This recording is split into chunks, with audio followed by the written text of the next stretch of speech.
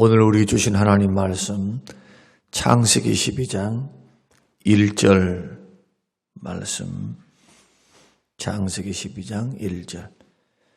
여호와께서 아브라함에게 이르시되 너는 너의 고향과 친척과 아버지의 집을 떠나 내가 내게 보여줄 땅으로 가라.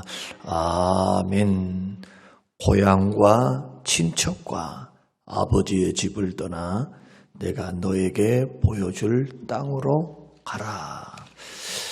저는 오늘 본문의 말씀을 통해서 부르심에 순종하는 삶이다 라는 제목으로 함께 말씀을 나누고 기도의 제목으로 삼으려고 합니다. 어느 날 하나님께서 아브라함에게 나타나셨습니다. 그리고 다짜고짜 너의 고향 친척 아비 집을 떠나 내게 보여줄 땅으로 가라 명령하셨습니다. 그곳이 어디인지, 그곳이 어떤 곳인지 전혀 한마디 말 없이 단지 순종하면 보여줄 테니까 그냥 떠나라, 그렇게 말씀을 한 것입니다. 신기한 것은 이런 말도 안 되는 상황에서도 아브라함은 가족들과 함께 집을 떠났다는 사실입니다. 목적지도 모른 채 이삿짐을 꾸려서 떠나는 그 아브라함, 성경은 히브리서에서 이때의 아브라함의 모습을 가리켜서 갈 바를 알지 못하고 떠난 믿음의 사람이었다, 그렇게 평가를 합니다. 그게 하나님의 평가죠. 갈 바를 알지 못하는데 믿음으로 떠난 거예요. 목적지를 모르는데 믿음으로 떠난 거예요. 믿음이 없으면, 하나님을 향한 믿음이 없으면 못하는 일이죠. 그래서 보여줄 테니까 그냥 떠나라 라는 말씀은 믿었다는 것이죠. 믿었으니까 떠났다.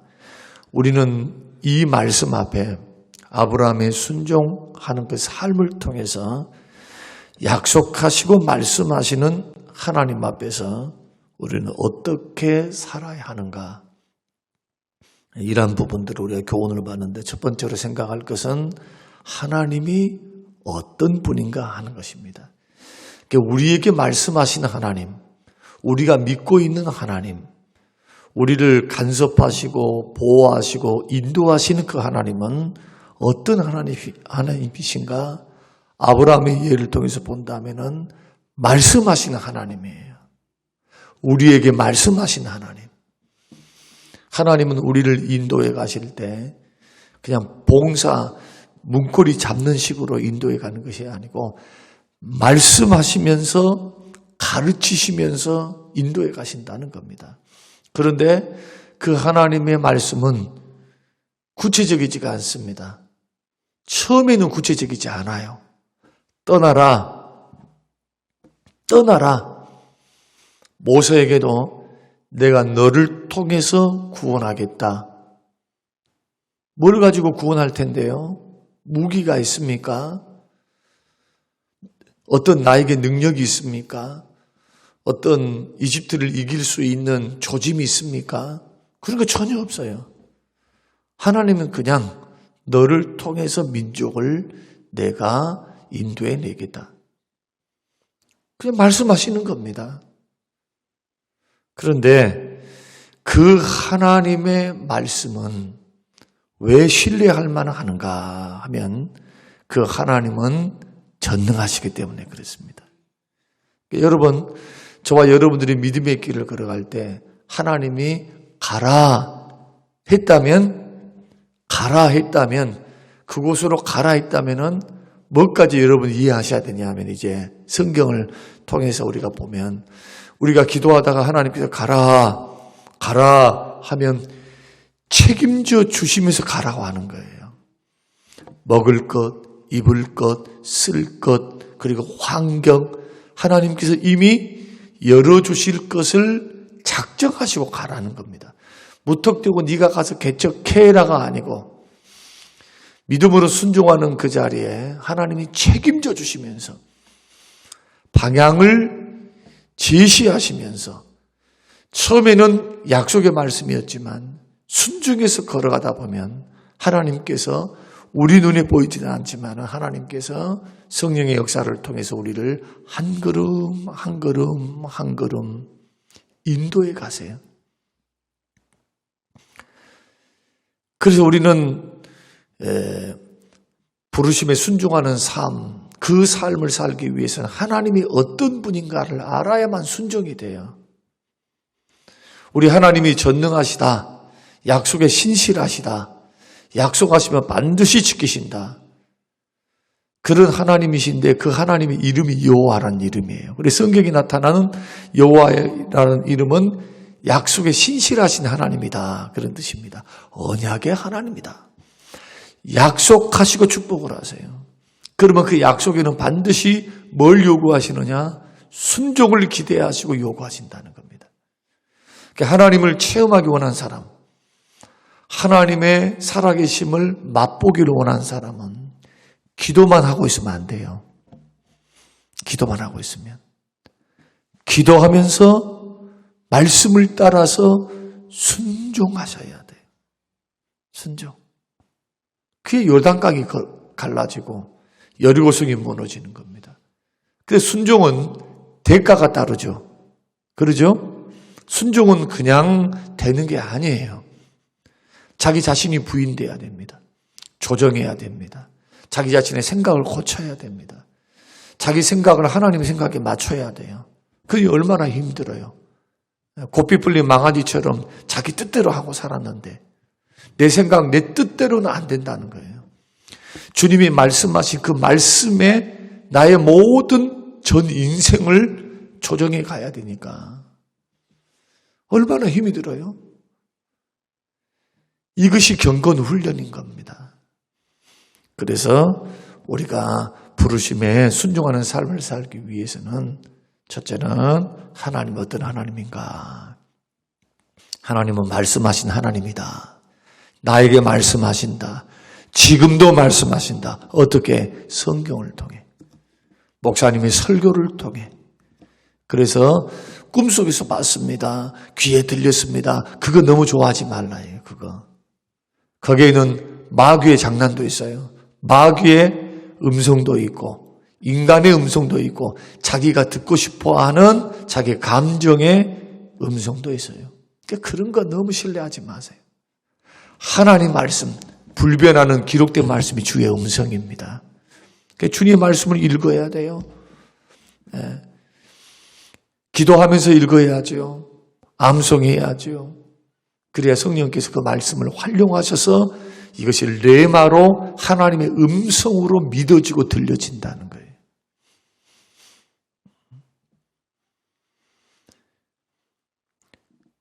그래서 오늘 2절과 3절 말씀 보면은 하나님께서 약속을 주세요.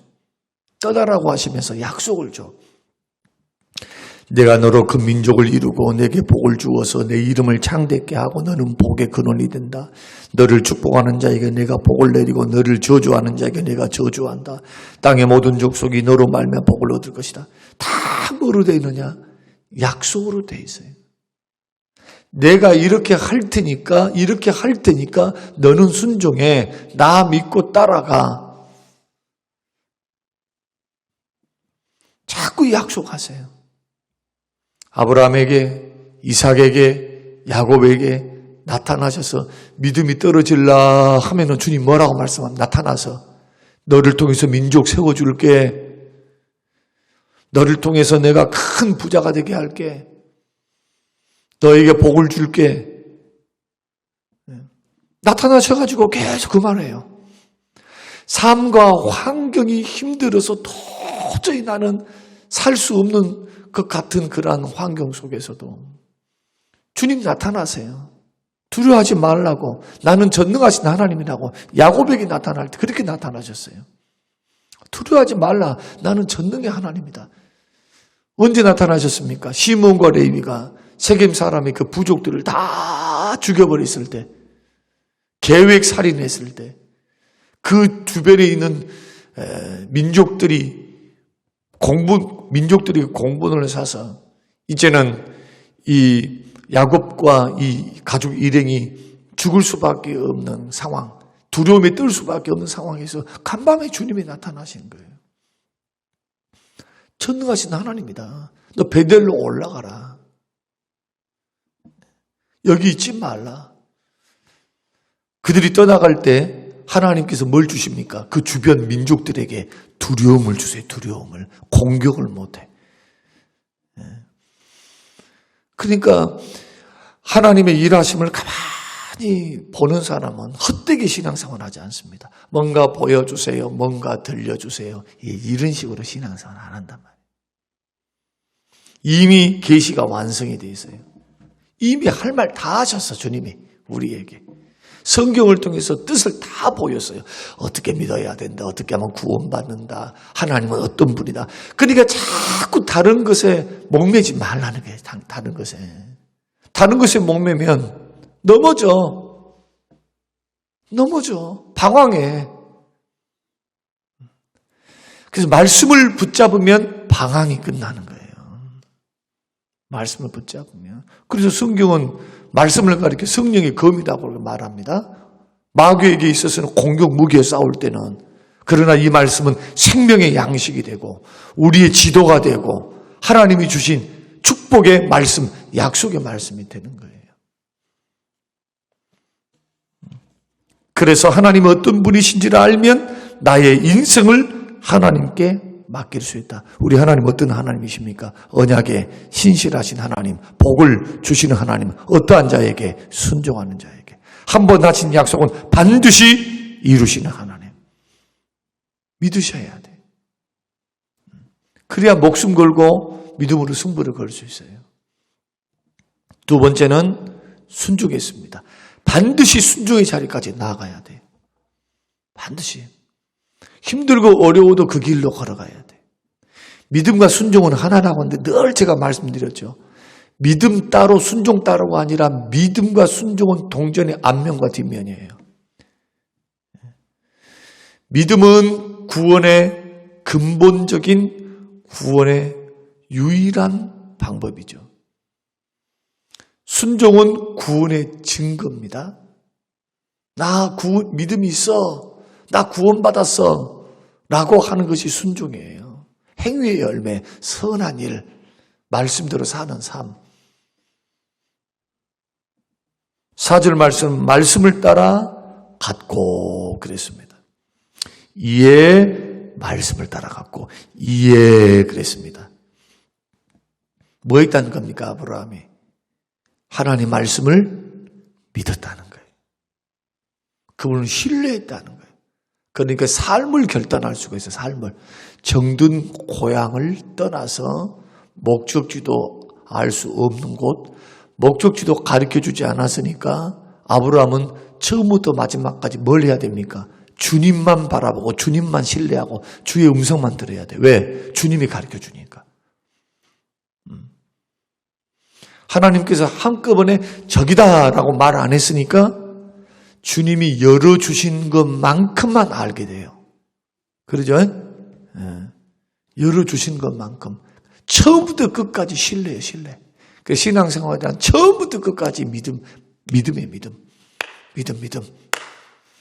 그 세상 사람들은 이해가 안 되는 거예요, 세상 사람들은. 그것이 왜 과학적이냐, 그게. 너의 신념 아니냐, 그렇게 말해요, 신념. 그래서 기독교 신앙을 가리켜 종교적인 신념이라고 그렇게 격화시켜버려요. 성경은 히브리서 11장에서 믿음은 바라는 것들의 실상이에요. 보이지 않는 것들의 증거인데. 믿음은 보이지도 않지만은 실상이 있다는 거예요. 실상. 증거가 있다는 거예요. 믿음은. 반드시 결과가 나타난다는 거예요. 과학으로는 이해가 될 수 없어요. 이것은. 과학은 가설을 통해서 눈에 보이는 어떤 것을 통해서 결과가 검증이 되면 검증의 결과가 나오면 그게 진리예요. 그게. 바이러스에게 무슨 약물을 투입을 했더니 바이러스가 죽더라라고 검증이 되면 그것이 치료제가 되는 거예요. 그런데 신앙생활은 뭘로부터 출발하느냐? 하나님이 말씀을 딱 해놨어요.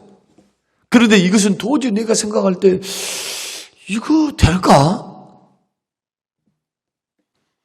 그런데 그 하나님을 믿는 믿음으로 주님을 따라갔는데 길이 열리기 시작하는 거예요. 사람을 붙여주시고 환경을 열어주시고 까마귀를 통해 역사하시고 어떻게 이것을 과학적으로 논리적으로 수학적으로 이해할 수 있냔 말이에요. 그래서 과학적이다 논리적이다 하는 사람들은 그래서 안 믿어지는 거예요. 여러분 믿음의 세계는요. 신비해요. 신비해. 기도의 역사가 얼마나 신비합니까? 그래서 기도해요. 그래서 하나님께서 주변에 보이지 않지만은 섭리하시고 다스리시고 인도하사 우리 인생길을 인도해 가요. 여기에는 믿음이 필요합니다. 기다림이 필요합니다. 얼마나 기다렸습니까? 10년 기다려요. 10년. 가나안에 들어가기까지. 당장에 들어간 게 아니에요. 하란까지 갔다가 하란에서 들어가는데 10년. 가나안 땅에 들어가는지.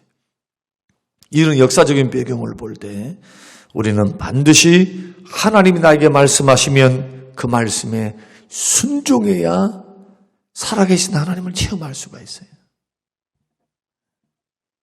그리고 항상 우리들이 하나님 앞에 인지해야 될 것, 믿음의 길을 걸어갈 때 인지 자꾸 해야 돼. 인지. 날마다 살면서 여러분 하루 살아가면서 반드시 눈에 보이지는 않지만 하나님을 향한 인지, 그 인지 생각은 뭐냐? 하나님은 전능하시다. 하나님은 전능하시다.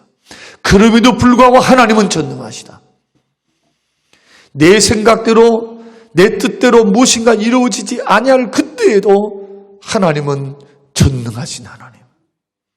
하나님의 때에 하나님의 방법으로 일하신 분이지 내 때에 내 방법으로 일하신 분이 아니에요. 내가 기도했다고 해서 하나님은 무조건 움직이신 분이 아니라는 거예요. 그러면 하나님은 나의 하수인이게요? 하나님은 그런 분이 아니에요. 기도 생활하는 사람들 오만이 뭐냐? 하나님 내가 기도했는데 왜 응답 안 해줘요? 기도하면 응답해 주신다고 말씀하셨잖아요. 하나는 알고 둘은 몰라.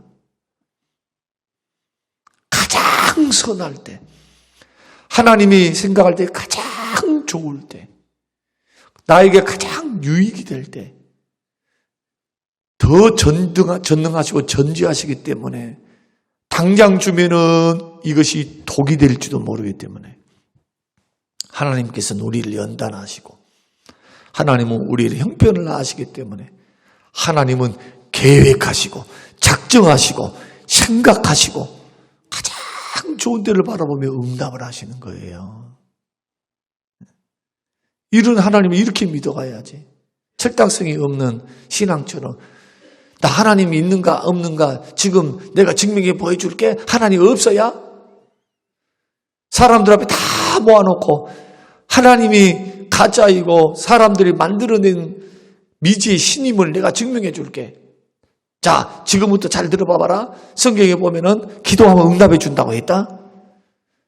지금 하나님이 있는가 없는가 내가 보여줄게. 하나님 계시면 말씀 좀 해주세요. 무신론자들이 하나님을 욕보이면서 성경을 안다는 것이 고작 하나 그거 하나 알아가지고 창세기부터 계시록까지 주시는 일하시는 그 하나님이 그냥 우리들에게 휘둘리는 하나님입니까? 우리 하나님 그런 분 아니에요. 하나님은 지성도 있고 감정도 있고 의지가 있으시고 죄는 없지만은 전지전능하신 하나님이세요. 그리고 하나님은 가볍게 취급받는 분이 아니란 말이에요. 가볍게. 만홀히 여김을 받을 분이 절대 아니에요. 하나님은 경배받으시기에 합당하시고 하나님을 경외하며 섬겨야지. 영광을 돌려드려야죠. 그런 분이 우리 하나님이에요. 그래서 전능하시기 때문에 하나님은 불가능이 없어서 그 말씀하신 말을 반드시 성취하시기 때문에 하나님이 내게 말씀하시면 나는 순종한다라는 생각을 자꾸 가지고 기도해야 돼요. 하나님 내게 순종할 수 있는 힘을 주십시오. 하나님 그 말씀을 내가 생명처럼 목숨처럼 귀하게 여길 수 있도록 도와주십시오. 자꾸 기도하면서 연습해야 돼요. 연습. 경건 훈련을 통해서 자꾸 순종 훈련을 해야 돼. 경건 훈련은 다른 훈련이 아닙니다. 순종 훈련이요. 마지막에 순종의 단계까지 가는 훈련이 바로 경건 훈련이다. 예를 하나 들고 이제 마치겠습니다. 자꾸 순종 훈련을 하다 보면 하나님께 대한 신뢰가 쌓이고 하나님을 체험하게 돼요. 믿음이 더 성장하게 됩니다. 자, 아버지와 아들이 있습니다. 아버지가 아들에게 명령합니다. 말을 합니다. 이것 해라, 저것 해라. 여러분도 자녀일 때가 있었으니까 아버지가 이것 하라, 저것 하라 하면은 귀찮아요, 기분 좋아요. 바빠 죽겠고 힘들어 죽겠고 놀고 싶고 먹고 싶고 뭐 하고 싶은데 먹지 말아라. 그것은 불량식품이다. 야야, 저 멀리 놀러 가지 말아라. 거기는 위험하다. 나는 하고 싶고 나는 놀고 싶고 나는 막 하고 싶은데 뭘 합니까? 아버지는 못하게 한단 말이죠. 자꾸. 그런데 귀찮고 힘들어도 아버지가 하라는 그 말씀대로 한 번, 두 번 하는 거예요. 한 번, 두 번 하는데 이상하게 좋은 일이 생기네. 오, 진짜네. 내가 큰일 날 뻔했네. 내가 만약에 저쪽에 갔으면은 이 불량배들을 만나가지고 크게 봉변 받을 뻔했어. 그 불량배들이 막 출몰하는 지역이니까. 좋은 일이 막 생기기 시작하는 거예요. 처음에는 귀찮고 힘드는데 나에게 유익이 되는 거예요, 이게. 아버지가 TV 그만 보고 니 공부해라. 지금 시험이 얼마 안 남았다. 그런데 학창 시절 때 보면은 시험이 내일인데도 오늘 막 재밌는 거 있으면 그거 하려한단 말이에요. 그거. 벼락치기를 하더라도 공부를 해놓고 자야 시험을 잘 볼 거 아니에요. 근데 그 유혹을 못 참아. 그리고 시험을 망쳐버려. 그러니까 아버지가 야야 내일 시험이니까 오늘은 한번 마무리를 정리를 해야지. TV를 봤을 때 그냥 그 시험 끝나고 봐라. 이 말이 듣기 싫지요. 나는 하고 싶어 죽겠는데. 예. 아버지는 그 말을 하니까. 그런데 시험을 잘 치르고 난 다음에는 내가 그때 만약에 그 벼락치기라도 그 공부를 안 했으면 세상에 공부했던 그곳에서 이 문제가 나왔네.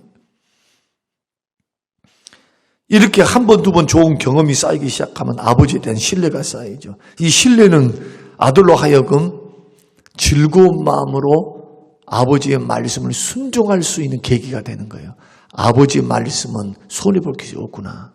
아버지 뜻대로 걸어가면 다 나에게 유익이구나. 하지 말라는 것도 유익이고 하라는 것도 유익이구나. 이게 복이구나, 복이구나. 다 나 잘 되라고 하는 말씀이구나.